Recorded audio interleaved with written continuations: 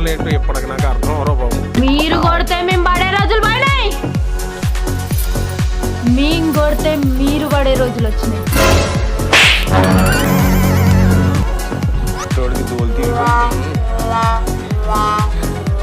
ముగ్గురు వల్ల రావాల్సిన వాంతులు బొంగులు బీర్ వల్ల వస్తాను.